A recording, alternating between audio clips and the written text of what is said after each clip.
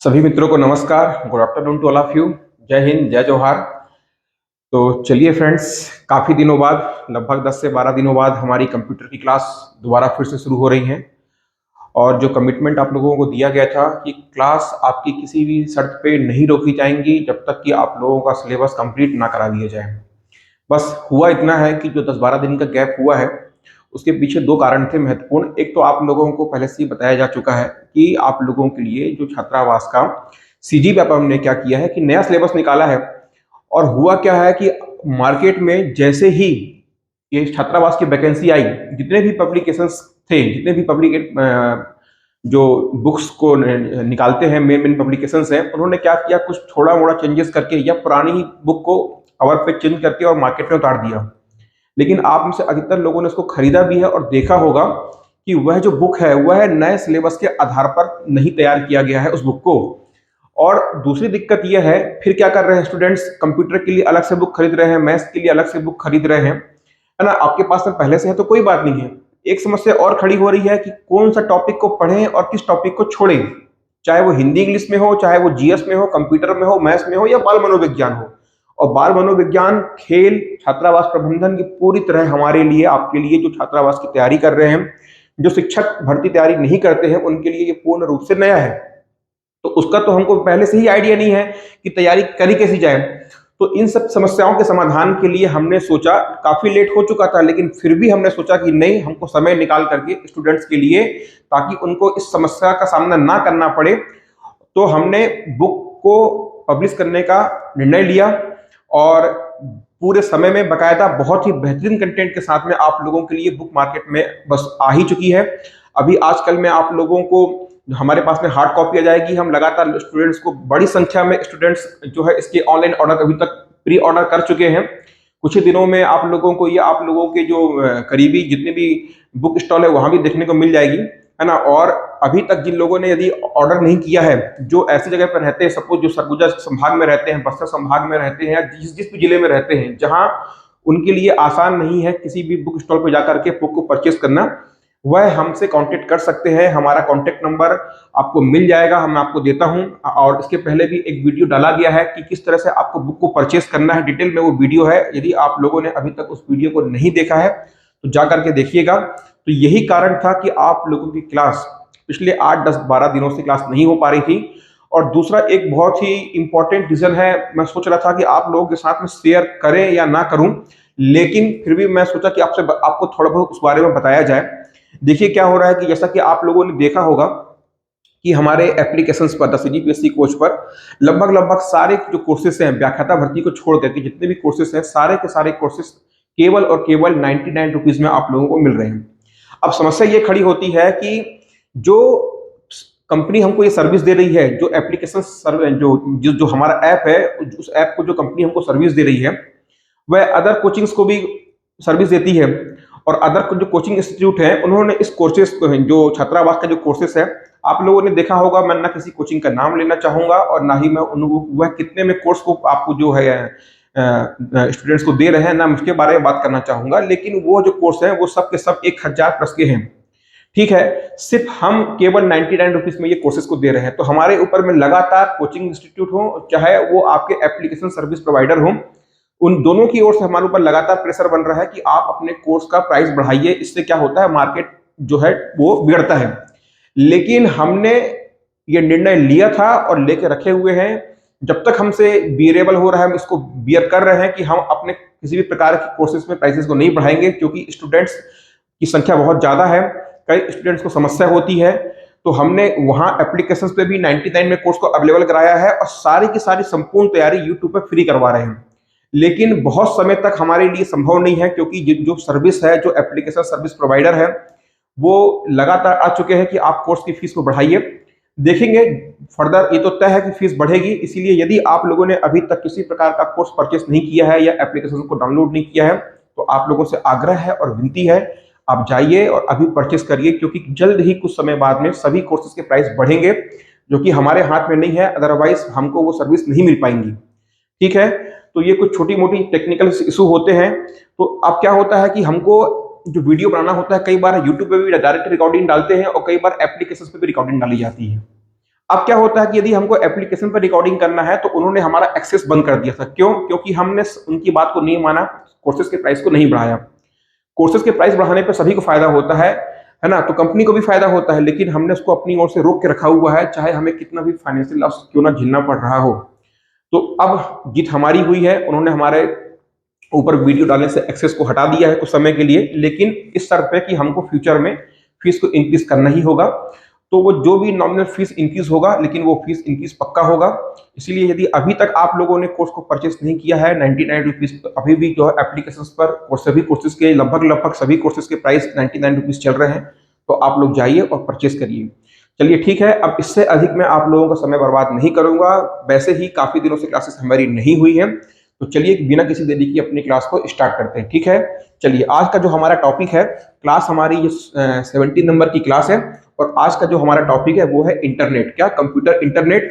और बात करें एग्जाम पॉइंट ऑफ व्यू से तो बहुत ही ज्यादा इंपॉर्टेंट टॉपिक है, और इस टॉपिक में से न केवल नंबर ऑफ क्वेश्चंस, बहुत सारे नंबर ऑफ क्वेश्चंस आपको देखने को मिलते हैं, बल्कि यहाँ से कई कॉन्सेप्ट भी आपको देखने को मिलते हैं। यदि आप उन कॉन्सेप्ट को नहीं समझ पाए तो लाइफ टाइम हमको कंफ्यूजन रहता है कि इंटरनेट क्या होता है, वर्ल्ड वाइड वेब क्या होता है, यूआरएल क्या होता है, डोमेन नेम सिस्टम क्या होता है।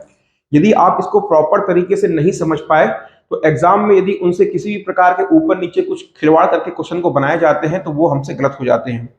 तो चलिए हमेशा की तरह हम एक एक कॉन्सेप्ट को, एक एक क्वेश्चन को, एक एक कॉन्सेप्ट को हम क्या करेंगे अपनी क्लास में क्लियर करेंगे। आप लोगों को क्लास में लगातार बने रहना है, किसी प्रकार की निराशा को नहीं आने देना है कि क्लासेस बीच में रुक गई थी तो क्लास होंगी कि नहीं होंगी।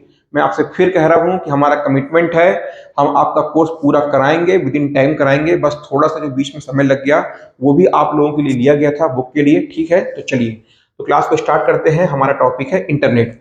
चलिए सबसे पहले ये देखते हैं कि इंटरनेट, इंटरनेट का आपसे एग्जाम में डायरेक्टली फुल फॉर्म पूछ सकता है कि इंटरनेट का फुल फॉर्म क्या होता है। पहली चीज मैं आप लोगों को यह बताना चाहूंगा कि यह कोई सर्वमान्य नहीं है, यह कोई साइंटिफिकली डिसाइड नहीं है कि इंटरनेट का फुल फॉर्म यही होता है। लेकिन अधिकतर एग्जाम में यदि कभी ये पूछा गया है कि इंटरनेट का फुल फॉर्म होता क्या है, तो उसका आंसर लिया गया है इंटरकनेक्टेड नेटवर्क। इसका एक नाम फुल फॉर्म और होता है, वो होता है इंटरनेशनल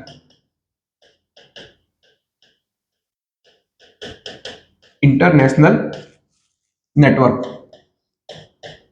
ठीक है, मैं शॉर्ट फॉर्म में नेटवर्क को इस तरह से लिखूंगा। तो इंटरनेट का फुल फॉर्म क्या होता है, एक होता है इंटरनेशनल नेटवर्क और एक होता है आपका क्या, इंटरकनेक्टेड नेटवर्क। तो आपको ध्यान रखना है, कभी भी आपसे एग्जाम में पूछता है कि इंटरनेट का फुल फॉर्म क्या होगा, और भी आपको ऑप्शन में इंटरकनेक्टेड नेटवर्क दिया हुआ है, तो आपको इसको प्रायोरिटी देना है। यदि इन द केस आपको ऑप्शन एग्जाम में पूछ लेता है कि इंटरनेट का फुल फॉर्म क्या होता है, और वहां आपको इंटरकनेक्टेड नेटवर्क नहीं दिया हुआ है, तो आपको इंटरनेशनल नेटवर्क को आंसर टिक करना है। ठीक है, तो चलिए ये हो गया क्या आपका इंटरनेट का फुल फॉर्म। तो चलिए समझते हैं पहले कि इंटरनेट होता क्या है। देखिए किसी भी आवश्यक बोलते हैं ना, आविष्कार क्या है, आवश्यकता, आवश्यकता ही आविष्कार की जननी है। तो इंटरनेट की हमको आखिर जरूरत क्यों पड़ी, पहले तो हमको ये समझना होगा। देखिए सपोज इंटरनेट का फुल फॉर्म हमने क्या देखा, इंटरकनेक्टेड नेटवर्क। इस शब्द से आपको एक बात समझ में आ रही होगी, इंटरकनेक्टेड मतलब आपस में जुड़े हुए, इंटरकनेक्टेड नेटवर्क की बात हो रही है। तो हमारे पास में यहाँ पास में दो महत्वपूर्ण वर्ड आ गए। पहले तो हो गया इंटरकनेक्टेड, तो इसका सिंपल सा अर्थ है आपस में जुड़े हुए। दूसरा इंपॉर्टेंट हमारे पास में यहाँ पास एक वर्ड आता है, वो है नेटवर्क। याद रखिएगा इंटरनेट और कुछ नहीं है, एक प्रकार का नेटवर्क है। ठीक है, internet nothing but a network. अब वो किस तरह का नेटवर्क है हम उसको समझते हैं। तो आप लोगों के एग्जाम के सिलेबस में नेटवर्क टॉपिक और नेटवर्क सिक्योरिटी टॉपिक को नहीं दिया हुआ है। अमूमन ये हर प्रकार के एग्जाम में होता है, लेकिन आपके सिलेबस में नहीं दिया हुआ है, इसलिए मैं आप लोगों को ये टॉपिक को कवर नहीं करा रहा हूं।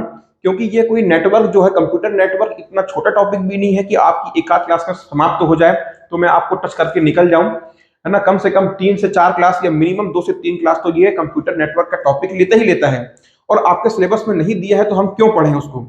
ठीक है, लेकिन फिर भी यदि हम इंटरनेट पढ़ रहे हैं तो मेरी जिम्मेदारी बनती है मैं आपको ये इंटरनेट का टॉपिक पूरा समझाऊं।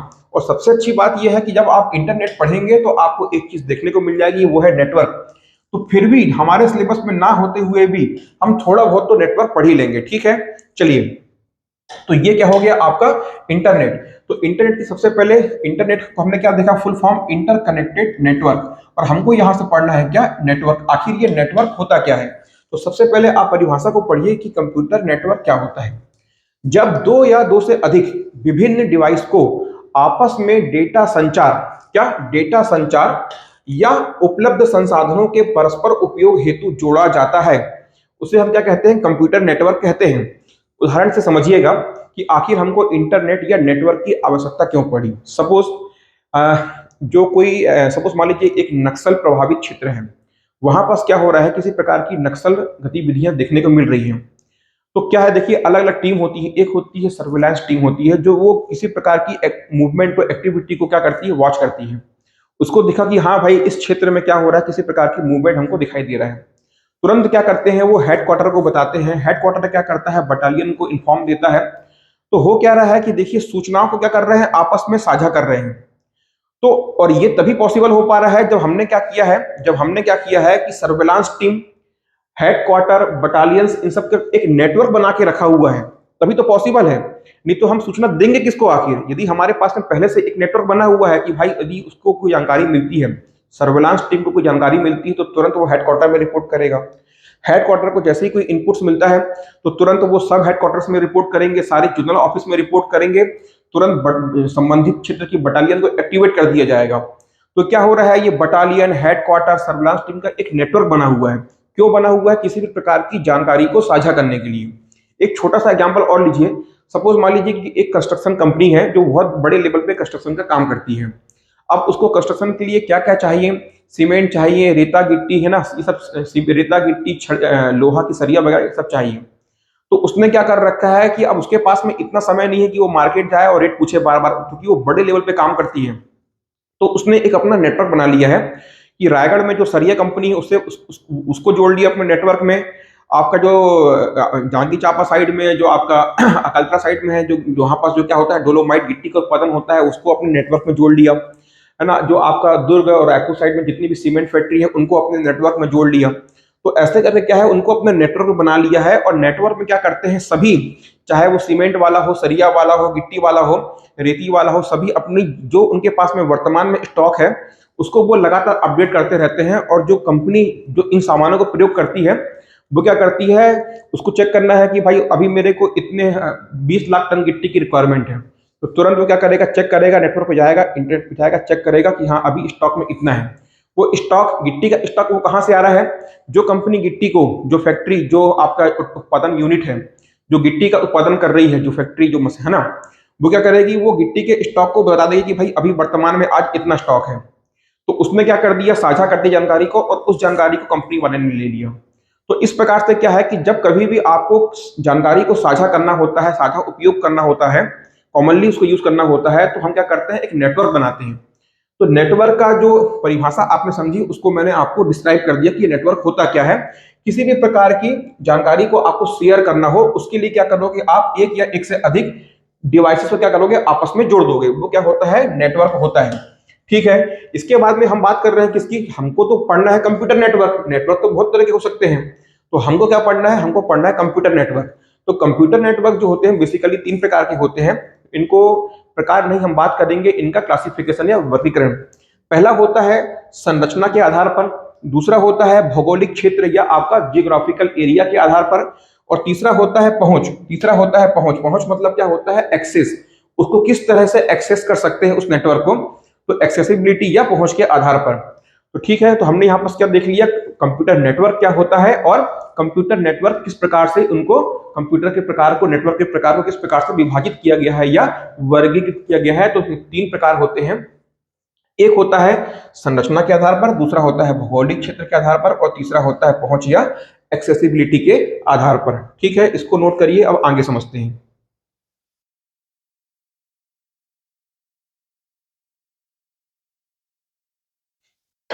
चलिए देखिए, अभी मैं आपको क्या बता रहा था, हम पढ़ रहे थे क्या, आपका कंप्यूटर के नेटवर्क के प्रकार। तो सबसे पहले हमको क्या देखना है, संरचना के आधार पर। सबसे पहले हम क्या देखेंगे, संरचना के आधार पर। तो चलिए अब एक एक करके समझते आते हैं। संरचना के आधार पर, भौगोलिक क्षेत्र के आधार पर, और पहुंच के आधार पर। ठीक है। तो संरचना के आधार पर हम कहेंगे बनावट के आधार पर हमारे पास में क्या होता है, उसके स्ट्रक्चर के आधार पर जो है आपके जो कंप्यूटर नेटवर्क होते हैं वो बेसिकली दो प्रकार के होते हैं। एक होता है पीर टू पीर नेटवर्क। क्या होता है? एक होता है पीर टू पीर, आपने नाम सुना होगा कभी भी शब्द का, पीर टू पीर। और एक दूसरा होता है, उसको हम बोलते हैं क्लाइंट, क्लाइंट सर्वर नेटवर्क। ठीक है। तो ये जो हम दो टाइप देख रहे हैं, किसके आधार पर है? आपके संरचना या उसको हम किस प्रकार से नेटवर्क के स्ट्रक्चर के आधार पर। तो दो तरह के होते हैं, एक होता है पीर टू पीर और दूसरा होता है क्लाइंट सर्वर नेटवर्क। अभी आपको किसी प्रकार का कंफ्यूजन नहीं होना चाहिए कि सर पढ़ रहे हैं इंटरनेट और आप पढ़ा रहे हो नेटवर्क। मैंने आपको स्टार्टिंग में ही बता दिया है कि जो आपका इंटरनेट है नथिंग बट आप क्या, वह एक प्रकार का नेटवर्क ही है। जो आप इंटरनेट की बात करते हो वो क्या है? एक प्रकार का नेटवर्क ही है। ठीक है। यदि आपको इंटरनेट की जानकारी, इंटरनेट को समझना है तो उसके पहले आपको नेटवर्क को समझना होगा। परत बाई परत, स्टेप बाय स्टेप हम इन चीजों को समझते जाएंगे। और ध्यान दीजिएगा कि बहुत ज्यादा समय नहीं लेंगे, और जिन जिन टर्मिनोलॉजी का मैं अपनी क्लास में प्रयोग कर रहा हूं इसके पीछे बहुत सारे पर्पस होते हैं। कई बार तो क्या होता है, इनका फुल फॉर्म पूछ लेता है, इसलिए मैं कई बार चीजों को जानबूझ के ऐड करता हूं ताकि आपसे एग्जाम में डायरेक्टली फुल फॉर्म भी पूछ ले तो आपसे बन जाए। ठीक है। कॉन्सेप्ट तो मैं आपको दूंगा ही दूंगा। चलिए, तो संरचना के आधार पर दो टाइप के होते हैं, एक होता है पीर टू पीर और दूसरा होता है क्लाइंट सर्वर नेटवर्क। ये पीर टू पीर क्या होता है? जब दो क्या जब दो कंप्यूटर जब दो कंप्यूटर जब दो कंप्यूटर आपस में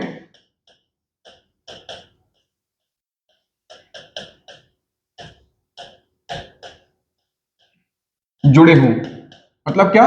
केवल दो कंप्यूटर, तो इसको हम क्या बोलते हैं? पीर टू पीर। जब दो कंप्यूटर आपस में जुड़े हों तो क्या होगा? वो पीर टू पीर क्या होगा? आपका नेटवर्क होगा पीर टू पीर। जब दो डिवाइस या कंप्यूटर, कंप्यूटर भी क्या है? डिवाइस है। तो आपसे कह दे कि जब दो डिवाइस, ओनली टू डिवाइसेस आपस में जुड़ी हो, क्यों?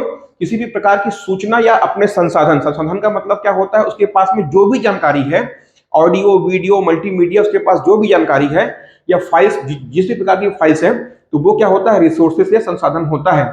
जब दो कंप्यूटर या दो डिवाइस, केवल और केवल दो, आपस में जुड़े होते हैं, किस लिए? किसी भी प्रकार की सूचना का संचार करने के लिए, तो वो क्या कहलाता है? पीर टू पीर टाइप का नेटवर्क कहलाता है। फिर एक होता है क्लाइंट सर्वर नेटवर्क। ये क्लाइंट सर्वर नेटवर्क में क्या होता है, इसको ध्यान से समझिएगा कि यहां पास में एक होता है हमारे पास में सर्वर, एक हमारे पास में होता है सर्वर। और ये जो सर्वर होता है ना, ये क्या होता है? ये जो आपका सर्वर है, ये आपके नेटवर्क, ये आपके एक नेटवर्क डिवाइस होता है। ये आपका क्या है? सर्वर कंप्यूटर है। सर्वर कंप्यूटर का मतलब क्या होता है मैं आपको आगे बतलाऊंगा, अभी आपको बस इतना समझना है कि सर्वर कंप्यूटर का मतलब होता है कि इसके पास में जितनी भी जानकारी है वो किसके पास में है? सभी प्रकार की जानकारी जो है, जितनी भी आपको सूचनाओं या जानकारी को चाहिए है, तो वो सर्वर के पास में होती है। एक ये मुख्य कंप्यूटर होता है, और ये सर्वर जो है जुड़ा होता है आपकी एक नेटवर्क डिवाइस से। इससे एक नेटवर्क डिवाइस होता है, उससे ये जुड़ा होता है। और इस नेटवर्क डिवाइस से बहुत सारे क्लाइंट जुड़े होते हैं। कैसे? बहुत सारे इससे क्या होते हैं? क्लाइंट या उपयोगकर्ता जुड़े होते हैं। किससे? इस नेटवर्क डिवाइस से। तो ये क्या है? क्लाइंट। ये क्या है? ये आपका सर्वर है। सर्वर समझिएगा, है ना? अभी बस ज्यादा आपको लोड नहीं लेना है, कुछ चीजें समझ में नहीं आती हैं तो एक एक करके वो आगे क्लियर हो जाएंगी। ठीक है। तो ये क्या है? सर्वर है, और ये क्या है? आपका क्लाइंट। ये जो आपको दिखाई दे रहा है ये क्या है? आपके क्लाइंट। क्लाइंट का सीधा सा मतलब क्या है कि आपका उपयोगकर्ता, जो किसी प्रकार की जानकारी को मांगना चाह रहा है या उपयोग करना चाह रहा है, तो वो क्या होगा? उपयोगकर्ता। और सर्वर क्या है? आपको किसी प्रकार की जानकारी को देने वाला या साझा करने वाला। और ये जो आपके क्लाइंट है या और ये आपका सर्वर है, ये जुड़े होते हैं एक प्रकार के नेटवर्क डिवाइस से। तो ये जो आपका स्ट्रक्चर हुआ इसको हम बोलते हैं क्लाइंट सर्वर नेटवर्क। ये क्या होता है? आपका क्लाइंट सर्वर नेटवर्क। और क्लाइंट सर्वर नेटवर्क मॉडल का जो एग्जांपल होता है वो क्या होता है? ध्यान में रखिएगा, उसी को हम बोलते हैं इंटरनेट। वही होता है इंटरनेट।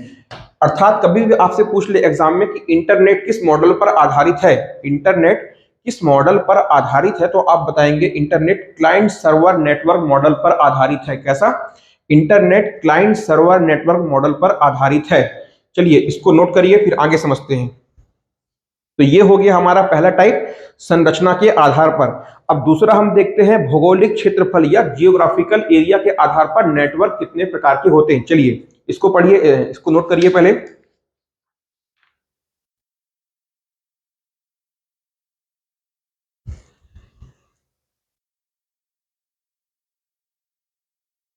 ठीक है, चलिए आगे बढ़ते हैं। तो देखिए अब क्या हम पढ़ रहे हैं कि आपके जियोग्राफिकल एरिया या भौगोलिक क्षेत्रफल के आधार पर नेटवर्क कितने प्रकार के होते हैं। नोट करिएगा यहाँ पास आप लोग, जियोग्राफिकल एरिया वाइज या आपके भौगोलिक क्षेत्रफल के आधार पर जो आपके कंप्यूटर नेटवर्क कितने प्रकार के होते हैं। तो ये बेसिकली क्या होते हैं, बेसिकली ये जो होते हैं आपके 5 प्रकार के होते हैं। पहला होता है, और यहां से डायरेक्टली आपसे कई बार फुल फॉर्म पूछ लेता है, तो आपको इसको ध्यान में रखना है। पहला क्या होता है, देखिए पैन। पैन का फुल फॉर्म क्या होता है, पर्सनल एरिया नेटवर्क। क्या, पर्सनल एरिया नेटवर्क। ये क्या होता है, बहुत ही कम दूरी के लिए, मतलब ये क्या होता है कि यदि आपको दो कंप्यूटर नेटवर्क या दो डिवाइस को दो डिवाइसों को जोड़ना है या उससे अधिक डिवाइसों को जोड़ना है, तो लेकिन क्या वो दूरी बहुत कम है उनके बीच में। क्या हम बात कर रहे हैं, देखिए हम किसकी बात कर रहे हैं, हम बात कर रहे हैं जियोग्राफिकल एरिया। एरिया का मतलब क्या है कि हम जो नेटवर्क की अभी बात कर रहे हैं, मोटा मोटी किसकी बात कर रहे हैं कि एरिया वाइज हम बात कर रहे हैं। अर्थात क्या है कि क्षेत्रफल के या उसकी दूरी के आधार पर, तो ना, तो कितनी कितनी दूरी में कौन कौन से नेटवर्क काम करते हैं। तो पहला होता है पर्सनल एरिया नेटवर्क, जिसको हम बोलते हैं पैन। तो इसमें क्या होता है, ये सबसे कम दूरी के नेटवर्क होते हैं, लगभग लगभग ये 5 से 10 मीटर की रेंज के होते हैं, इससे अधिक के नहीं होते हैं। और इसका बहुत ही अच्छा एग्जांपल आप लोगों ने देखा होगा, आप लोग यूज भी करते हो, वो क्या है आपका ब्लूटूथ, है ना। ये क्या हो गया, ब्लूटूथ। सेकंड नंबर पे आता है लैन, लोकल एरिया नेटवर्क। इसका फुल फॉर्म क्या होता है, local area network. Local area network, है ना। तो ये क्या होगा, अब दूरी थोड़ी सी और बढ़ जाएगी। क्या होगा, अब दूरी थोड़ी सी और बढ़ जाएगी, है ना। तो अब ये 5-10 मीटर से क्या होगा, 100-50 मीटर तक ये एरिया, 100 मीटर तो बहुत ज्यादा बोल दिया, 20-50 मीटर तक ये एरिया कवर कर लेगा। एक्चुअल में देखिए क्या है, जब आप कंप्यूटर नेटवर्क पढ़ेंगे ना, तो उसमें एग्जैक्टली पूछता है कि ये कितने मीटर के लिए, ये कितने मीटर के लिए, या लेकिन आपका सिलेबस में नहीं है, इसलिए आपको अनावश्यक रटने की जरूरत नहीं है। बस आपको थोड़ा थोड़ा मैं टचअप कर रहा हूँ, समझा रहा हूँ, ताकि इंटरनेट का क्या बने, एक आधार और बेस बन जाए। तो अब क्या होता है लोकल एरिया नेटवर्क। तो ये क्या होता है, दूरी ब्लूटूथ में क्या होती है, दूरी बहुत कम होती है, लगभग 2 से 5 या 10 मीटर की रेंज में क्या होते हैं, कंप्यूटर एक दूसरे से कनेक्टेड होते हैं या डिवाइसेस एक दूसरे से कनेक्टेड होते हैं। अब क्या आता है लोकल एरिया नेटवर्क। तो इसका एग्जांपल आप ले सकते हो वाईफाई, है ना। वाईफाई, वाईफाई क्या होता है कि ये आपके जैसे घर पे लगा हुआ है, तो घर के भीतर बाहर थोड़े से क्षेत्र में क्या होता है, ये कवर करता है आपके किसी प्रकार के नेटवर्क को, क्या करता है, एक दूसरे से जोड़ता है, सिस्टम को या डिवाइस को एक दूसरे से जोड़ता है। इसके बाद में आता है कैन, इसको हम बोलते हैं campus area network. Campus area network ये किस लिए काम आता है, जनरली आप लोगों ने देखा होगा कि कॉलेज है ना, कोई बड़ी बड़ी यूनिवर्सिटीज, जो आप में से यदि कोई स्टूडेंट्स हो या आपने कभी देखा हो, जो आईआईटीज, एनआईटीज, एम्स वगैरह होते हैं, तो उनका क्या होता है, एक बहुत बड़ा कैंपस होता है। या आप बड़ी बड़ी किसी फर्म या कंपनियों को देखा होगा, तो वो क्या होते हैं, उनका एरिया इतना बड़ा होता है, करीबन करीबन वो 2-4 किलोमीटर के क्षेत्रफल में क्या होती है, फैली होती है।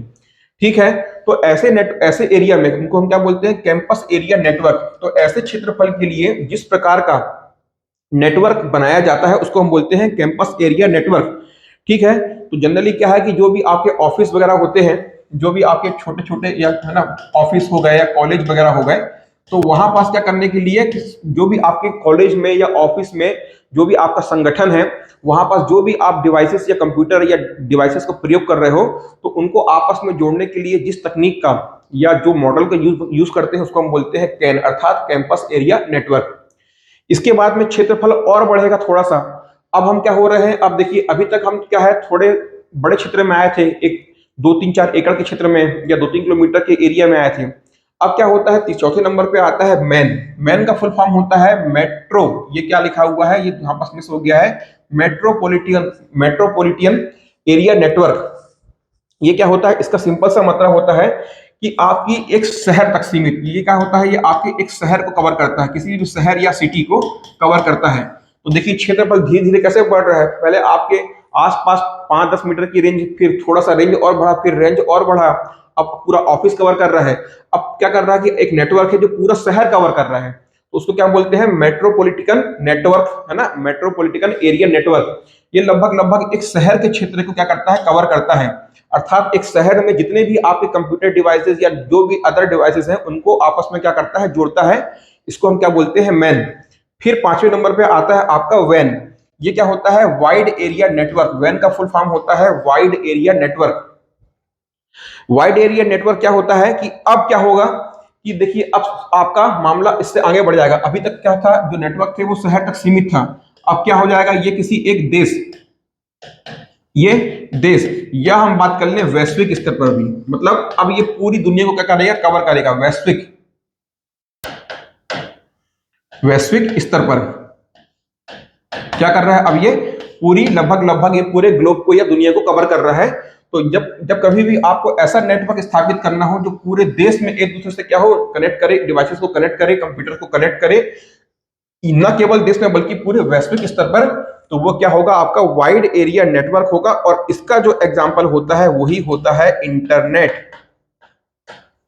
तो इंटरनेट क्या होता है, पूरे वैश्विक स्तर पर जितने भी आपके कंप्यूटर सिस्टम्स हैं, जितने भी आपके नेटवर्क डिवाइस हैं, चाहे वो किसी प्राइवेट फर्म का हो, चाहे वो किसी सरकारी फर्म का हो, कंपनी का हो, या किसी पर्सनल व्यक्ति का हो, तो सभी को जोड़ने का काम कौन करता है? सभी को जोड़ने का काम करता है आपका वाइड एरिया नेटवर्क, है ना। तो ये सबको कवर करता है ना। तो और इसका एग्जांपल क्या है, आपका इंटरनेट।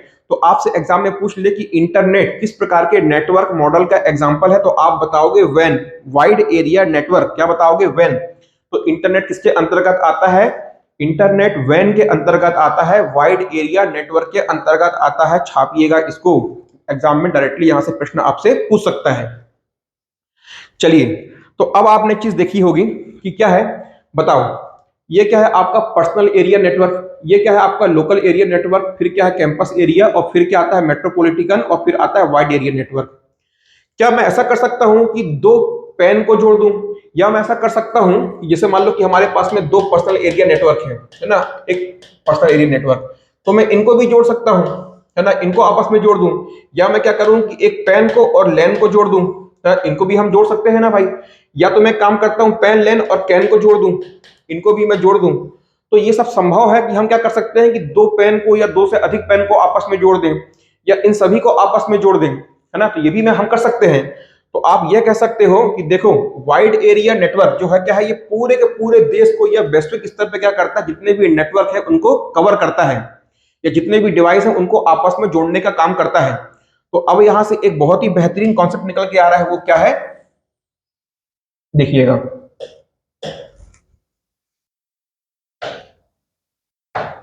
देखो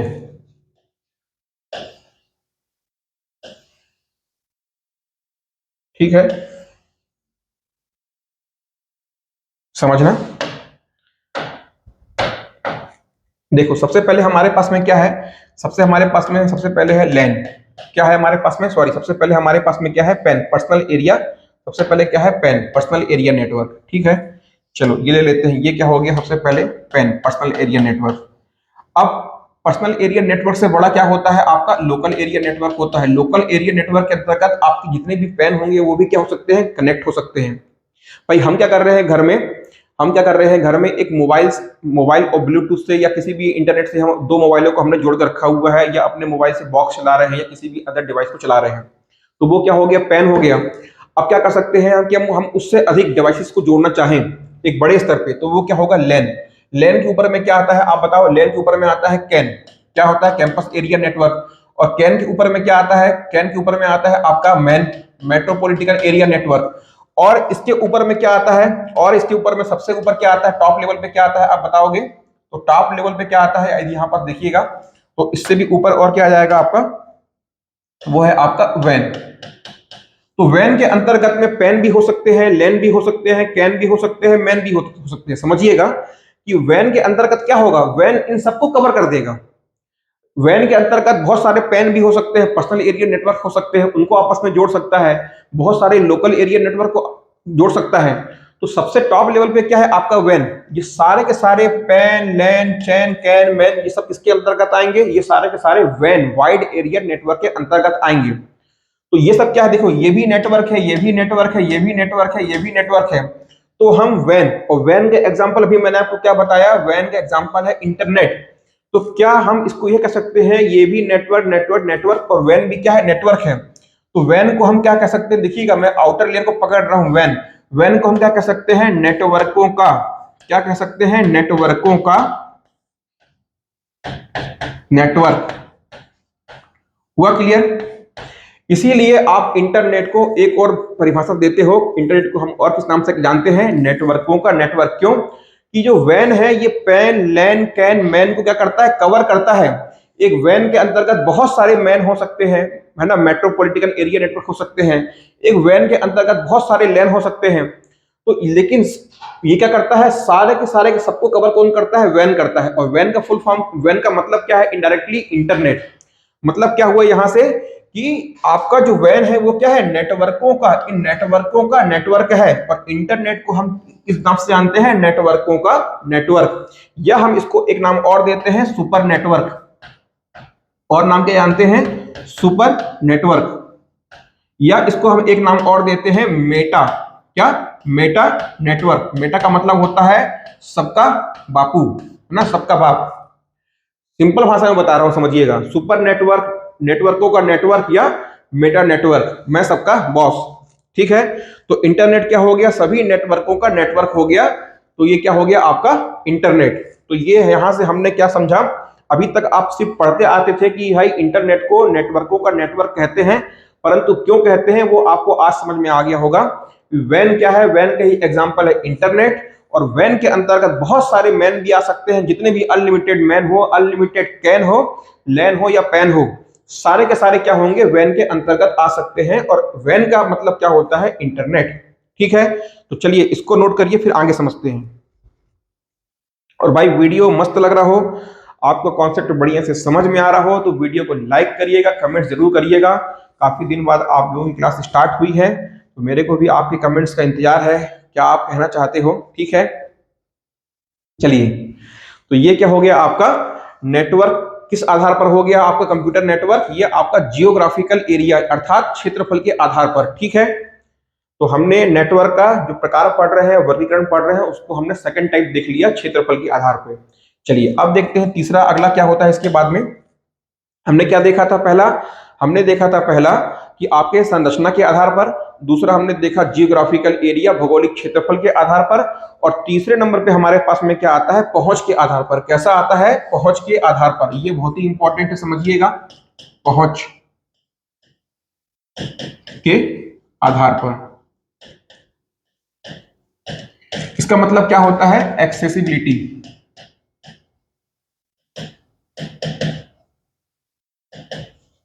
ठीक है? चलिए देखिए, अब क्या पढ़ रहे हैं हम? तीसरा टाइप का देख रहे हैं। क्या? आपके पहुंच के आधार पर नेटवर्क कितने प्रकार के होते हैं। तो बेसिकली आपके एक्सेसिबिलिटी के आधार पर, पहुंच के आधार पर जो आपके कंप्यूटर नेटवर्क होते हैं वह दो प्रकार के होते हैं। एक होता है प्राइवेट नेटवर्क और एक होता है आपका पब्लिक नेटवर्क। प्राइवेट का मतलब क्या होता है भाई? प्राइवेट का मतलब होता है कोई इसका मालिक होगा। और पब्लिक का मतलब क्या होता है? फ्री में उपलब्ध। ठीक है? तो देखिए, प्राइवेट के अंतर्गत हम दो प्रकार के नेटवर्क को पढ़ते हैं। और क्या होता है? पहला होता है, आपने नाम सुना होगा इसका, इंट्रानेट। एक वर्ड सुना होगा आपने, इंट्रानेट। और उसकी इसी के अंतर्गत एक दूसरा वर्ड आता है, उसका नाम होता है एक्स्ट्रानेट। क्या? एक्स्ट्रा। ठीक है? तो प्राइवेट नेटवर्क के अंतर्गत हम क्या पढ़ रहे हैं? ये नेटवर्क के टाइप पढ़ रहे हैं। नेटवर्क को मैं इस तरीके से लिख रहा हूं। तो प्राइवेट नेटवर्क के अंतर्गत हम क्या देख रहे हैं? यहां पर ध्यान दीजिए। प्राइवेट नेटवर्क के अंतर्गत दो प्रकार के होते हैं, एक होता है इंटरनेट और एक दूसरा होता है एक्सटरनेट। ये कैसे है प्राइवेट?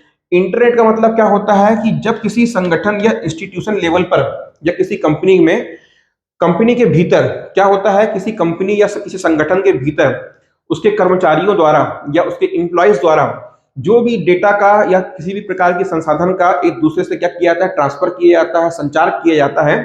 तो वो क्या होता है? वो आपका इंटरनेट कहलाता है। अर्थात क्या होगा? किसी भी संगठन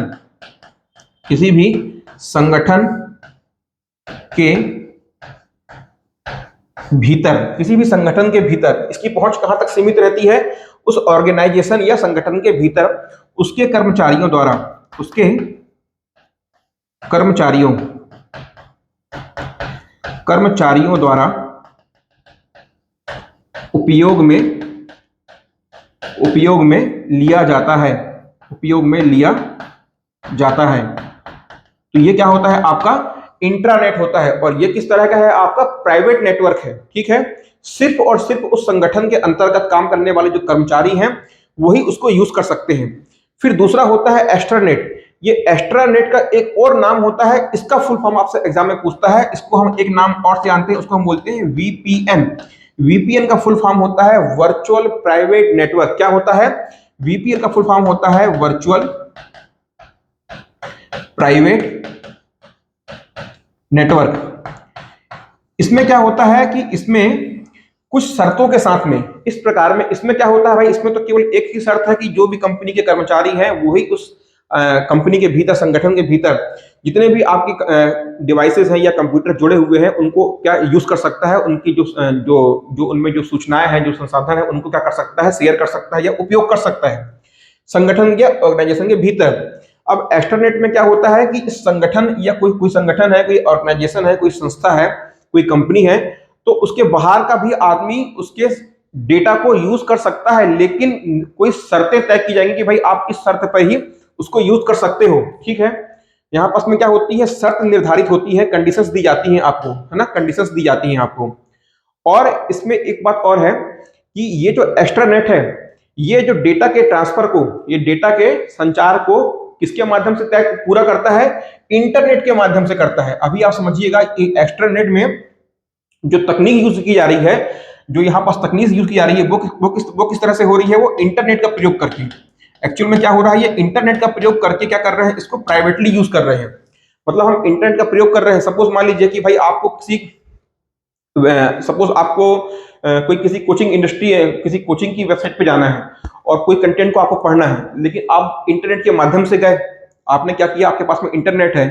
सपोज मान लीजिए कि आपको दृष्टि आईएएस है ना, दृष्टि आईएएस के में आपको कोई जाकर कोई आर्टिकल को रीड करना है, तो आपने क्या, आपके पास में इंटरनेट है, तो आप क्या किए, इंटरनेट पर सर्च किए दृष्टि आईएएस का वेबसाइट खुल गया और आपको उसमें कोई पेज पढ़ना है, लेकिन वहां पास क्या है कि वो पेज क्या है, निःशुल्क उपलब्ध नहीं है।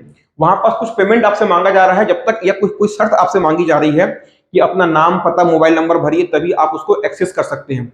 कभी भी आपने अपने मोबाइल में देखा होगा, कभी भी कोई आप एमसीक्यू सॉल्व करते हो या टाइप करते हो, तो क्या बोलता है वो, आपसे एक पॉपअप मैसेज आता है कि अपना मोबाइल नंबर, अपना डेट ऑफ बर्थ वगैरह आपसे वो मांगता है।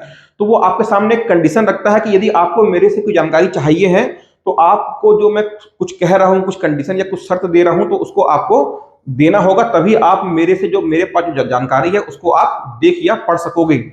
और किसका प्रयोग कर रहे हैं, इंटरनेट का।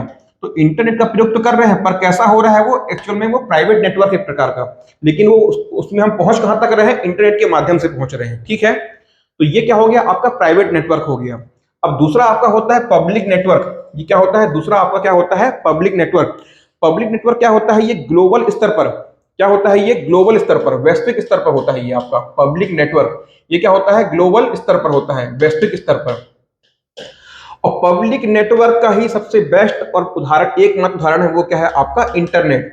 तो इंटरनेट क्या है, आपका पब्लिक नेटवर्क का जो आपका इंटरनेट है वो किस टाइप के, पब्लिक नेटवर्क टाइप का एग्जांपल है, पब्लिक नेटवर्क है वो। इंटरनेट क्या है, आपका एक प्रकार का पब्लिक नेटवर्क है। और ये क्या होता है, पूर्णतः निःशुल्क होता है। कैसा होता है ये आपका, इसका उपयोग कैसा होता है, पूर्णतः निःशुल्क होता है। इसमें किसी भी प्रकार का आपसे शुल्क नहीं लिया जाता है भाई। अभी मैं आपको समझाऊंगा, है ना, थोड़ा सा इसमें क्या होता है, कंफ्यूजन होता है। तो अभी इतना समझिएगा कि इंटरनेट, अब आप कहोगे सर इंटरनेट का प्रयोग निःशुल्क कैसे है, भाई हमारे मोबाइल में यदि डेटा पैक नहीं डलवाएंगे तो हमारे में मोबाइल में इंटरनेट चलेगा ही नहीं। अब आप सर कह रहे हो कि इंटरनेट पूरी तरह निःशुल्क होता है, तो वो मैं आपको आगे समझाऊंगा। बहुत ही बेहतरीन कॉन्सेप्ट है, थोड़ा सा आपको ध्यान रखना होगा, ठीक है। तो ये आपका क्या हो गया, आपका इंटरनेट पब्लिक नेटवर्क का उदाहरण है। ये आपका प्राइवेट नेटवर्क के अंतर्गत इंटरनेट आता है संगठन के भीतर, और एक होता है एक्स्ट्रानेट, संगठन के बाहर के भी आदमी इसको यूज कर सकते हैं, लेकिन कुछ कंडीशन, कुछ शर्तों के साथ में। और एक्स्ट्रानेट में इंटरनेट के माध्यम से भी व्यक्ति पहुंचता है। और एक्स्ट्रानेट का ही एक दूसरा नाम है वीपीएन। इसका फुल फॉर्म होता है, एग्जाम में कई बार पूछ चुका है, क्या, वर्चुअल प्राइवेट नेटवर्क, ठीक है, इसको नोट करिए। तो यहां से क्या हो गया, हमारा कंप्यूटर नेटवर्क की जितनी जानकारी हमको इंटरनेट से संबंधित लेनी थी वो हमने पढ़ ली, ठीक है। तो अभी आपको समझ में आया होगा कि एक्चुअल में जब आप इंटरनेट पढ़ते हो तो आपको पढ़ना क्या है, कंप्यूटर नेटवर्क, ठीक है। तो अभी तक हमने जितना भी कंप्यूटर नेटवर्क पढ़ा वो उतना ही पढ़ा जितना कि हमारे इंटरनेट के लिए जरूरी था, ठीक है। चलिए इसको नोट करिए, अभी आगे बढ़ते हैं, काफी कुछ हमको पढ़ना है। चलो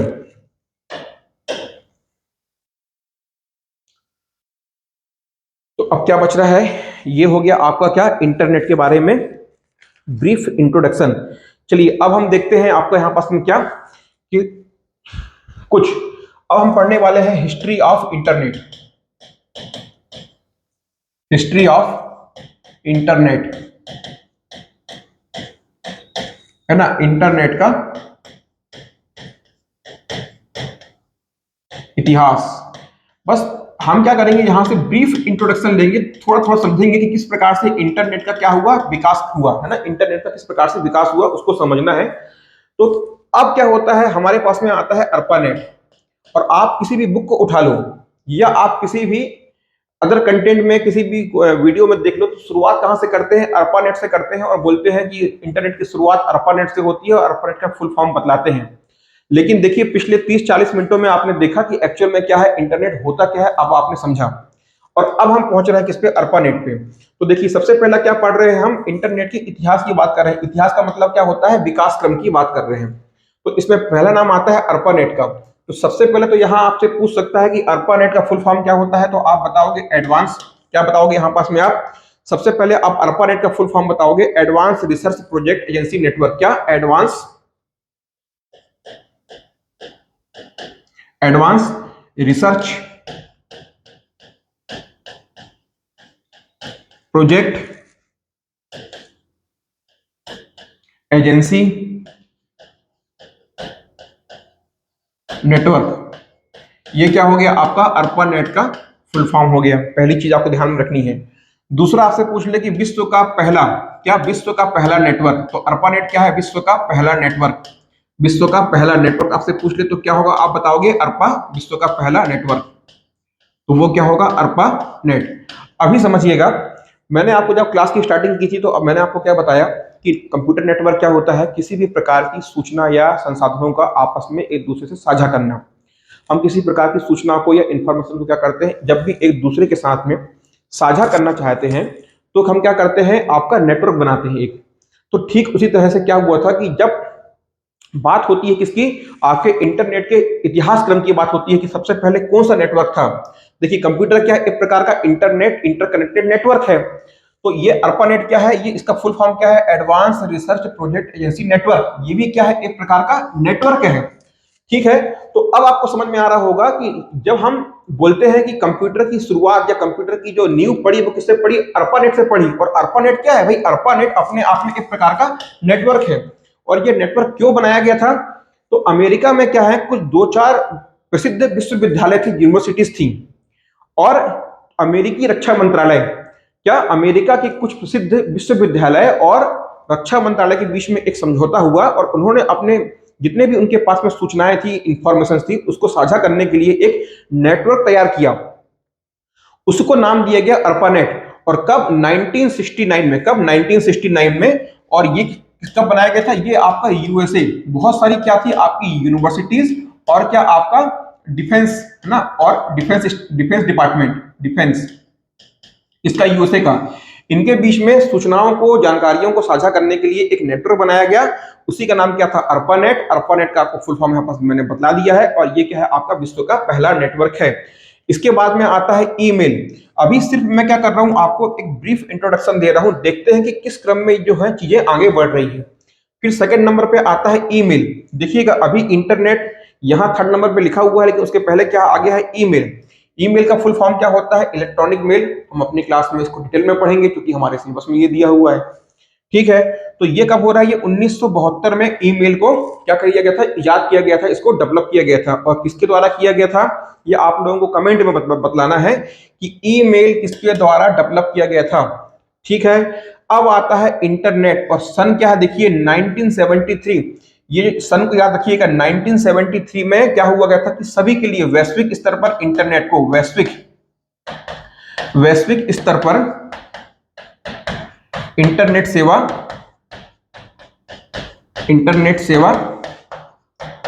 का प्रारंभ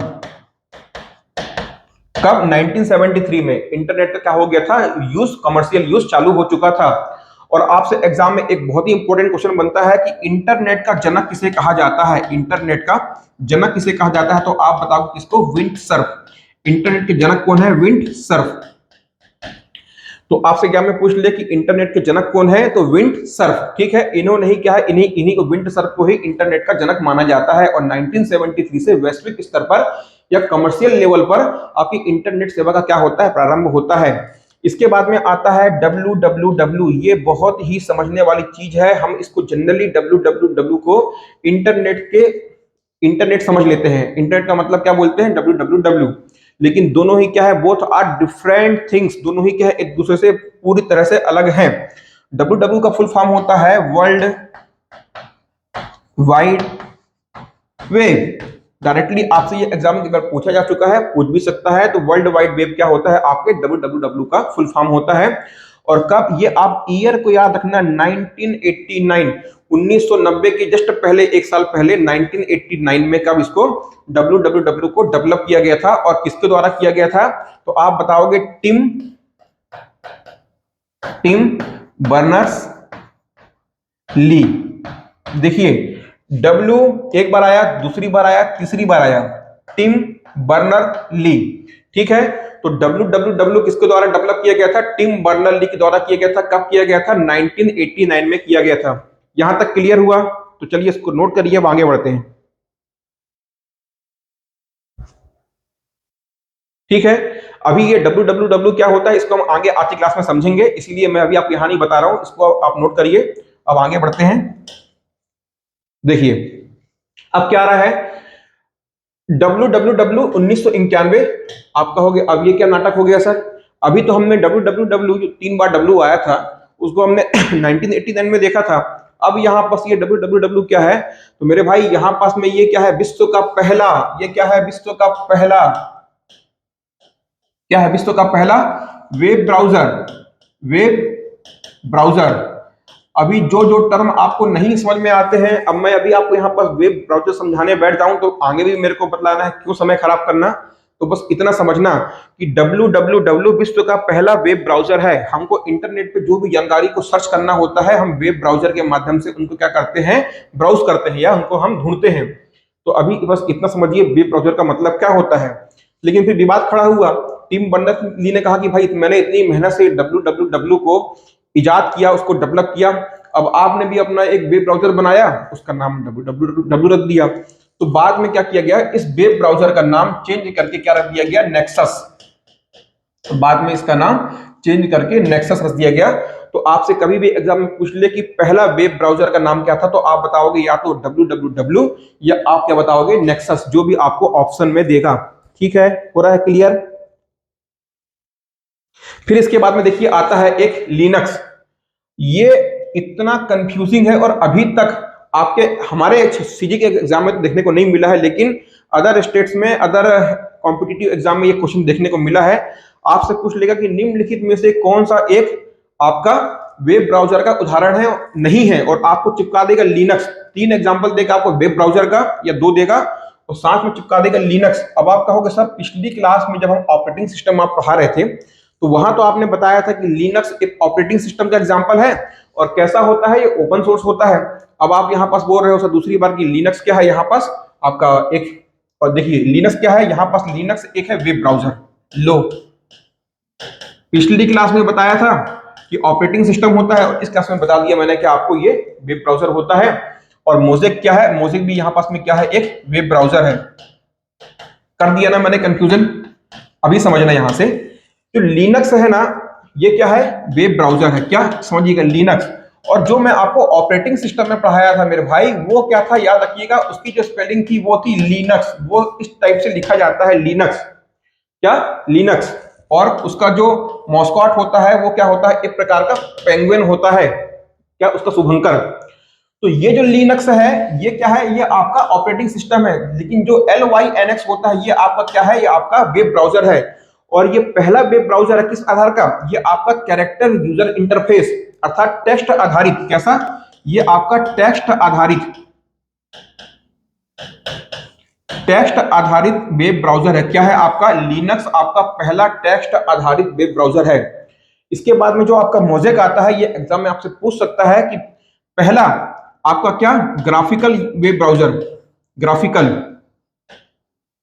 पहला आपका ग्राफिकल वेब ब्राउजर क्या होगा? तो आप बताओगे क्या? आपका मोज़ेक। मोज़ेक क्या है? 1993 में आपको बना डेवलप किया गया था। ये क्या था? आपका पहला ग्राफिकल वेब ब्राउजर। यू बोलते हैं ग्राफिकल, ग्राफिकल यूजर इंटरफेस मतलब क्या? ग्राफिक्स के माध्यम से हम इसको एक्सेस कर सकते हैं, इसको चला सकते हैं, रन कर सकते हैं। तो मोज़ेक क्या है? आपका पहला ग्राफिकल वेब ब्राउजर है। एग्जाम में पूछा जा चुका है, बहुत ध्यान से नोट करिएगा। मोज़ेक क्या है? आपका ग्राफिकल वेब ब्राउजर का एग्जांपल है। और लिनक्स क्या है? एल वाई, यहां पास देखिएगा एल आई का मतलब क्या है? ये ऑपरेटिंग सिस्टम है। लिनक्स क्या है? यहां पास में ये आपका टेक्स्ट आधारित वेब ब्राउजर का एग्जांपल है। चलिए आगे बढ़ते हैं। यूआरएल, देखिए क्या यूआरएल, इसका फुल फॉर्म आपसे एग्जाम में पूछ लेता है। Uniform resource locator. ये क्या हो गया आपका? Uniform resource locator. ये क्या हो गया आपका? URL, uniform resource locator. ठीक है, तो अभी इसको आप बस इतना ही समझिएगा, इसका फुल फॉर्म। आगे हम इसको बहुत ही डिटेल में पढ़ने वाले हैं। और यूआरएल को किसने डेवलप किया? तो फिर से आप बताओगे, फिर से इसकी जिम्मेदारी उठाई थी टिम बर्नर्स ली ने। किसने? पुनः www को बनाने के बाद में यूआरएल को किसने डेवलप किया था? आपके टिम बर्नर्स ली ने। इसको नोट करिएगा। इसके बाद में आता है याहू। याहू क्या है? ये एक सर्च इंजन का एग्जाम्पल है। क्या है? ये एक सर्च इंजन है। ये सर्च इंजन और आपके वेब ब्राउजर में क्या अंतर होता है? सर्च इंजन क्या होते हैं, वेब ब्राउजर क्या होता है, ये हम आगे क्लास में समझेंगे। ठीक है, डिटेल में इनको पढ़ने वाले हैं। अभी के लिए समझिएगा हम क्या कर रहे हैं, विकास क्रम पढ़ रहे हैं, ईयर बाय ईयर क्या क्या डेवलप किया गया। तो देखो अब क्या आया आपका याहू, कब? 1995 में। यदि आपको 1995 याद आ रहा होगा तो बताओ मेरे को। 1995 में विंडोज 95, विंडोज का एक वर्जन आया था, विंडोज 95। तो बताइए विंडोज 95 में कौन सा वेब ब्राउजर यूज किया गया था पहली बार, है ना? ये आपको कमेंट में बताना है यदि आपने अच्छे तरीके से पढ़ा है विंडोज को तो। और मैंने विंडोज के एक एक वर्जन को बहुत ही बेहतरीन तरीके से पढ़ाया भी है। ठीक है, तो 1995 में विंडोज का एक वर्जन आया था, विंडोज 95। बताइए आप कमेंट करके कि विंडोज 95 में कौन से वेब ब्राउजर का प्रयोग किया गया था। ठीक है, चलिए इसके बाद में आप क्या देखते हैं, अब आ गई वो शुभ घड़ी। कौन सी शुभ घड़ी आ गई है? कि 15 अगस्त 1995। कब? 15 अगस्त 1995। नोट करके रखिएगा, छाप कर रखिएगा। वीएसएनएल, इसका फुल फॉर्म क्या होता है? विदेश संचार निगम लिमिटेड। नोट करिए, वीएसएनएल का फुल फॉर्म होता है विदेश संचार निगम लिमिटेड द्वारा भारत में पहली बार, क्या? भारत में पहली बार क्या? इंटरनेट का प्रारंभ हुआ, इंटरनेट का प्रारंभ हुआ। नोट करिएगा, 15 अगस्त 1995 में। और किसके माध्यम से? आपके वीएसएनएल के माध्यम से भारत में पहली बार इंटरनेट सेवा का क्या हुआ? प्रारंभ हुआ। इसको नोट करिए, फिर आगे बढ़ते हैं, जल्दी से फटाफट नोट करिए।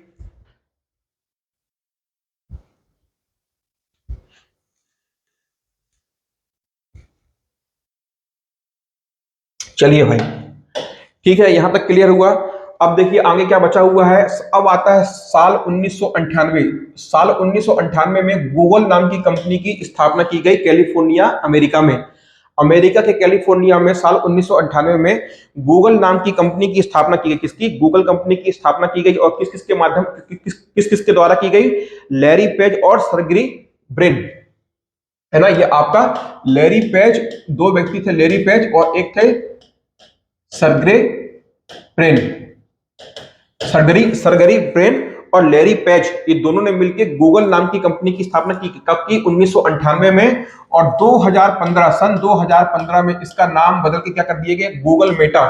ये जो कंपनी है आपकी गूगल, जो आपकी कंपनी आपको दिखाई दे रही है गूगल, सन 2015 में इसका नाम परिवर्तित करके गूगल अल्फाबेट, सॉरी इसका नाम गूगल अल्फाबेट, मेटा नहीं, वो तो किसका हुआ है? फेसबुक का हुआ है। इसका नाम क्या? Google alphabet, alphabet. तो ये क्या हो गया आपका? इसका नाम सन 2015 में किसका? गूगल का नाम बदल के गूगल अल्फाबेट रख दिया गया। ठीक है, अब आता है आपका 2004 में क्या आता है आपका? जीमेल। क्या आता है? जीमेल। याद रखना, जीमेल और ईमेल में अंतर है। जीमेल क्या है? जीमेल जो है वो गूगल द्वारा ईमेल सर्विस है। क्या है? गूगल द्वारा ईमेल सर्विस है। ईमेल सर्विस जो प्रोवाइड की जाती है गूगल द्वारा, तो वो क्या है आपका जीमेल। कब? 2004 में। आपको इतने ईयर तो याद रखने होंगे, याद रख लो तो बहुत अच्छी बात, नहीं रख पाओगे तो 2-4 के तो कम से कम याद रख ही लेना, विशेषकर आपके जीमेल और Google Chrome, Google search engine, इनके बारे में, याहू वगैरह का याद रखना, ठीक है। तो चलिए, ये क्या हो गया आपका जीमेल। पूछ ले कि जीमेल किसने डेवलप किया था, तो याद रखिएगा पॉल बचेट। पॉल बचेट ये एक कंप्यूटर साइंस वैज्ञानिक थे, पॉल बचेट, इनके द्वारा जीमेल को डेवलप किया गया था, ठीक है। इसके बाद में आता है सन 2006 में। सन 2006 में क्या आता है आपका, गूगल कंपनी का सर्च इंजन लॉन्च होता है। और लास्ट में आपको देखने को मिलता है सन 2008 में, जो वर्तमान में आप इसका भर भर के प्रयोग कर रहे हो, वो क्या है आपका गूगल क्रोम। यह क्या है आपका एक वेब ब्राउजर का एग्जाम्पल है। चलिए भाई, तो ये क्या हो गया, यहां तक हमने क्या पढ़ा कि इंटरनेट का किस प्रकार से आपको विकास देखने को मिला, इतिहास देखने को मिला। तो ये रहा इंटरनेट का एक इतिहास, ठीक है। चलिए, इसको नोट करिए, अब आगे कहानी को बढ़ाते हैं अपनी, ठीक है। तो बहुत कुछ हमने कंटेंट यहां से सीखा, जाना, समझा। वो एग्जाम ओरिएंटेड भी है, कहीं से भी डायरेक्टली क्वेश्चन पूछ सकता है, तो बहुत ध्यान से आप इसको अपनी कॉपी में नोट्स करिएगा। आपकी जो बुक आई है उसमें भी हमने बहुत अच्छे तरीके से कंटेंट को दिया है, जरूर जरूर आप उस बुक को भी परचेस करिएगा, ठीक है। चलो, ये क्या हो गया आपका इंटरनेट का इतिहास, यहां से समाप्त होता है। अब आगे बढ़ते हैं भाई, देखो अब आता है आपका इंटरनेट। देखो, इतनी कुछ कहानी हमने इसके लिए गढ़ी थी, ठीक है। इतना कुछ हमने जो है करीबन पिछले 1 घंटे से जो लगातार हम पढ़ रहे हैं, किसके लिए पढ़ रहे हैं, इंटरनेट के लिए। और ये भाई साहब इंटरनेट अब आते हैं, चलो भाई इसको पढ़ते हैं, देखते हैं क्या है इंटरनेट। इंटरनेट का अर्थ होता है अंतरराष्ट्रीय नेटवर्क, बहुत अच्छी बात, इंटरनेशनल नेटवर्क। और हम इसको क्या नाम से जानते हैं बताइए, नेटवर्कों का नेटवर्क कहते हैं। क्यों कहते हैं ये तो आपने समझ लिया। फिर क्या होता है, इंटरनेट दुनिया भर में आपस में जुड़े कंप्यूटरों का समूह है, भाई हमको पता चल गया है। इंटरनेट को सुपर नेटवर्क भी कहा जाता है, मेटा नेटवर्क भी कहा जाता है, सूचना का राजमार्ग भी कहा जाता है। ये क्यों कहा जाता है आपको रटने की जरूरत नहीं पड़ेगी, मैं आपको क्लास में बताऊंगा। फिलहाल के लिए समझ जाइए कि इंटरनेट को सूचनाओं का राजमार्ग भी कहा जाता है, ठीक है। और इसको और किस नाम से जानते हैं, तो प्रोटोकॉल नेटवर्किंग, इंटरनेट को प्रोटोकॉल नेटवर्किंग भी कहा जाता है, ठीक है। यह आपस में जुड़े सरकारी, शैक्षणिक, कॉरपोरेट, सार्वजनिक, निजी कंप्यूटर का क्या है, एक नेटवर्क है। सभी प्रकार के नेटवर्क इसके अंतर्गत आते हैं, चाहे वो गवर्नमेंट हो, चाहे आपके प्राइवेट हो, कॉरपोरेट हो, एजुकेशनल हो, शैक्षणिक हो, जो कोई भी हो, सभी प्रकार के नेटवर्क जिस नेटवर्क के माध्यम से जुड़े होते हैं उसे हम क्या कहते हैं, इंटरनेट कहते हैं। भारत में पहली बार 15 अगस्त 1995 को विदेश संचार निगम लिमिटेड द्वारा व्यावसायिक रूप से भारत में इंटरनेट सेवा की क्या की गई थी, शुरुआत की गई थी, ठीक है। चलिए, तो ये क्या हो गई आपके इंटरनेट की परिभाषा हो गई। अब आगे बढ़ते हैं। चलिए भाई, समझ में आ रहा है अच्छे से ना, अभी तक पूरी कहानी क्लियर हो रही है ना। किसी भी प्रकार की आप लोगों को दिक्कत होती हो तो बकायदा आप लोग कमेंट करके बताइएगा। कुछ भी आपको दिक्कत होगी, मैं दोबारा क्लास में, आने वाली क्लासेस में उसको मैं क्लियर करूंगा क्लासेस, और मैं पूरी तरह से आपके लिए है, ठीक है। तो चलिए, ये क्या हो गया हमारा इंटरनेट। अब आगे बढ़ते हैं, देखते चलिए आगे क्या है। अब आता है इंटरनेट कनेक्शन हेतु आवश्यक उपकरण, कि भाई इंटरनेट को तो आपको यूज करना है, इंटरनेट तो आपको समझ में आ गया, इसको आखिर यूज कैसे करें, कौन कौन से डिवाइस हमको इसके लिए जरूरत पड़ती है इसको यूज करने के लिए, तो उनको हम देखते हैं। सबसे पहले तो भाई बिना कंप्यूटर के तो काम बनना नहीं है। और कंप्यूटर का मतलब क्या होता है कि आज की डेट पे आप जो भी डिवाइस जो कंप्यूटर काम करते हैं, स्मार्ट वॉच हो, मोबाइल फोन हो, टैबलेट हो, वो सारे के सारे किसके अंतर्गत आएंगे, एक कंप्यूटर डिवाइस के अंतर्गत आएंगे।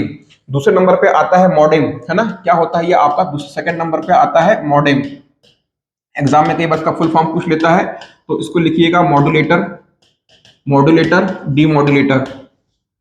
मॉडेम का फुल फॉर्म क्या होता है, मॉड्यूलेटर, डीमॉड्यूलेटर। मॉडेम की इसकी हमको जरूरत पड़ती है ट्रांसमिशन कम्युनिकेशन सिस्टम में, कम्युनिकेशन सिस्टम में इसका उपयोग किया जाता है, ये क्या है आपका मॉडेम। फिर क्या होता है, हमको एक संचार माध्यम की जरूरत पड़ती है, एक ट्रांसमिशन, हमको एक ट्रांसमिशन लाइन की जरूरत पड़ती है। हम संचार किसके माध्यम से करेंगे, तो ये आपका संचार माध्यम क्या, ट्रांसमिशन लाइन, क्या,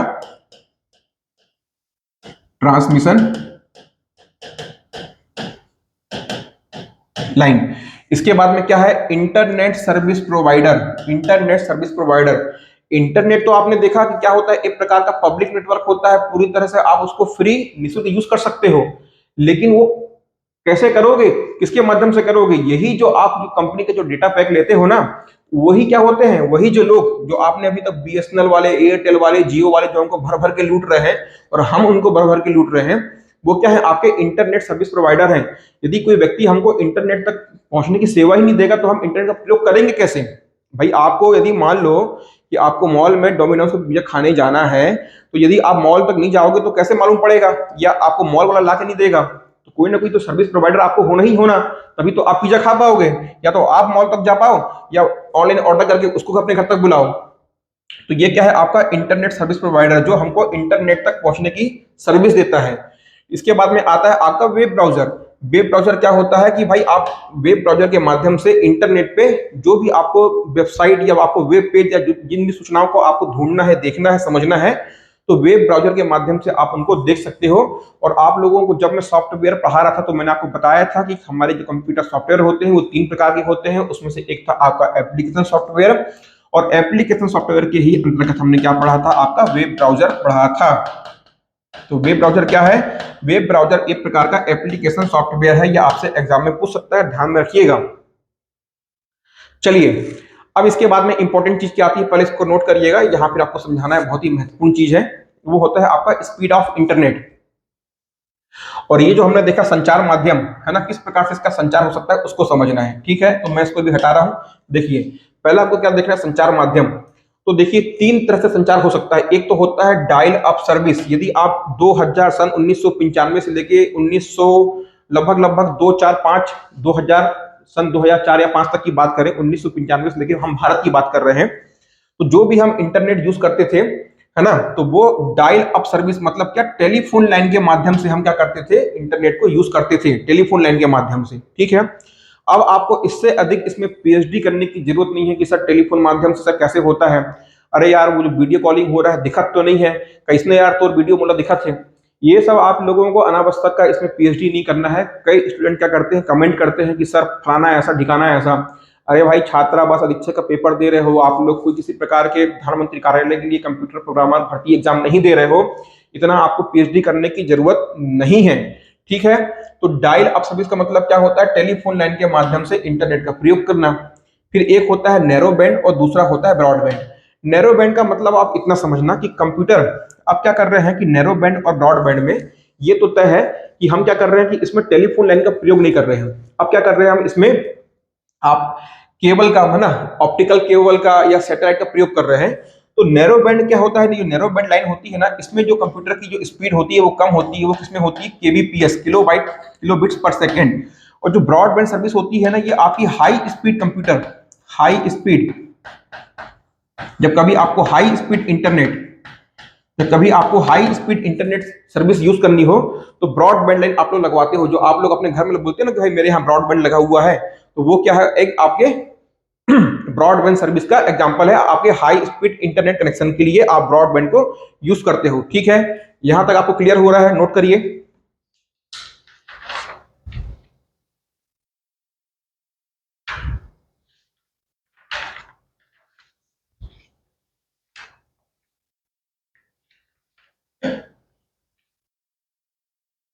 बात करते हैं आपके इंटरनेट की स्पीड की। तो इंटरनेट की स्पीड किस पे नापी जाती है, बिट्स पर सेकंड। क्या, बिट्स पर सेकंड। इंटरनेट की स्पीड जो है बिट्स पर सेकंड में नापी जाती है। तो नैरो बैंड लाइन में केबीपीएस, किलो बिट्स पर सेकंड, और जो आपका ब्रॉडबैंड होता है इसमें जो स्पीड होती है वो किसमें होती है, ये आपका किलो में, और ये होता है आपका एमबीपीएस, मेगा बिट्स पर सेकंड। ये जो आपका ब्रॉडबैंड सर्विस होती है ना, इसमें जो स्पीड होती है वो एमबीपीएस में होती है, मेगा बिट्स पर सेकंड में होती है, इसको याद रखिएगा। और स्पीड कितनी होती है इसकी, अप टू लगभग 10 से लेके 100 एमबीपीएस, कितना, 10 से लेके 100 एमबीपीएस, मेगा बिट्स पर सेकंड तक होती है, किसमें, ब्रॉडबैंड में होती है। इसके बाद में कई बार आपसे फुल फॉर्म पूछ लेता है, आईएसडीएन क्या होता है और आपका डीएसएल क्या होता है। आईएसडीएन का फुल फॉर्म होता है इंटीग्रेटेड सर्विस डिजिटल नेटवर्क। क्या, इंटीग्रेटेड सर्विस डिजिटल नेटवर्क।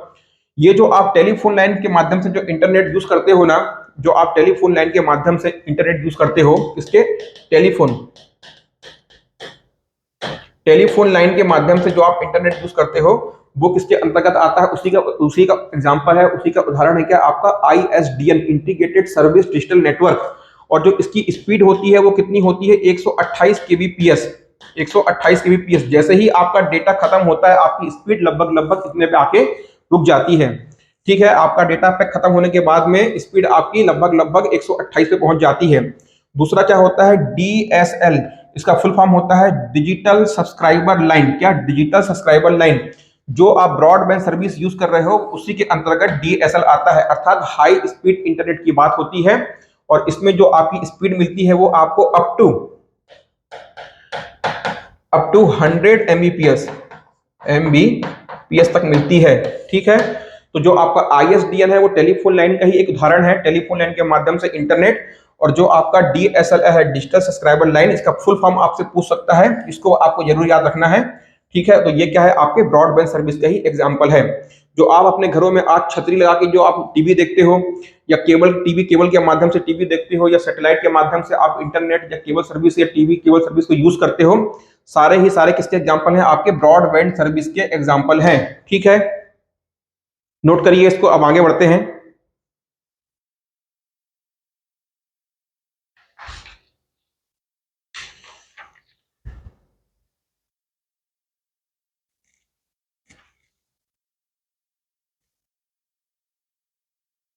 चलो भाई,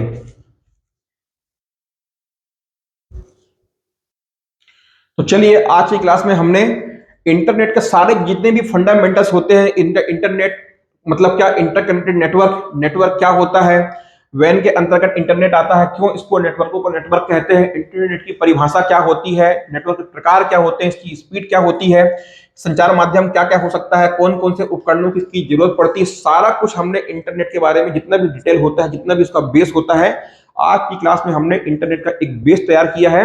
अब क्या होगा कि नेक्स्ट क्लास में जब मैं आपको इंटरनेट पढ़ाऊंगा तो आपको कम से कम आपको इंटरनेट मालूम चल चुका होगा कि आखिर ये इंटरनेट होता क्या है। फिर जब हम आगे प्रोटोकॉल पढ़ेंगे, URL पढ़ेंगे, डोमेन नेम पढ़ेंगे, वेब ब्राउजर पढ़ेंगे, सर्च इंजन पढ़ेंगे, तो आपको स्टेप बाय स्टेप बहुत बेहतरीन तरीके से क्लियर होते चले जाएगा। तो चलिए आज की क्लास में इतना ही। इंटरनेट के हमने सारे बेसिक्स अपनी क्लास में समझे।